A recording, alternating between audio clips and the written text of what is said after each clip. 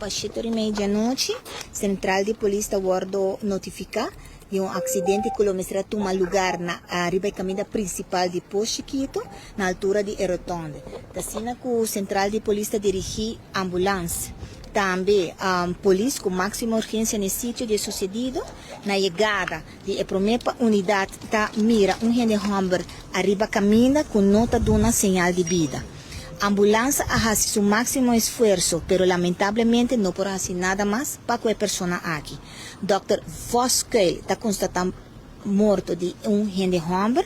Lamentavelmente te algo que nos não por dar sua identificação, porque a culpa não é reconhecido de família oficialmente, que durante hora na colaborante nós damos informação que é a identidade de persona aqui.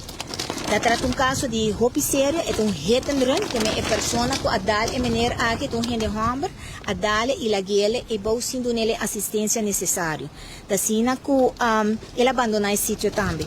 Também, dois outros veículos estão envolvidos em caso lamentável aqui.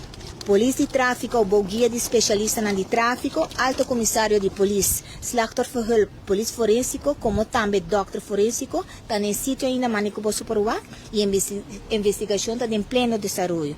Nós estamos uma apelação na tour chauffeur, na chauffeur de Eheteron, para please apresentar na onde guarda de polícia. Vítima de edição morto de tráfico, aguardo identificar. Família a identificar o defunto que gente homem chamado Ramon Rodolfo Cruz, nascido na Aruba, arriba 28 de junho de 1958, de 66 anos de idade. Lamentavelmente, ela vira a edição morto de tráfico fatal e dor de chauffeur com a hit and run. Nós estamos fazendo uma apelação na chauffeur de hit and run para apresentar na de guarda de polícia. Investigação está em pleno desenvolvimento por de guia de especialista de tráfico. Bom, a mira algo ou sa algo, por tomar contato com a polícia de tráfico na número 597-5194 ou 597-5191.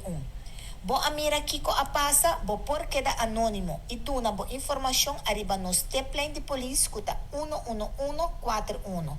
Nós está garantiza, bota queda anônimo. Cuerpo policial te manda palavra de condolência e força na família de fallecido.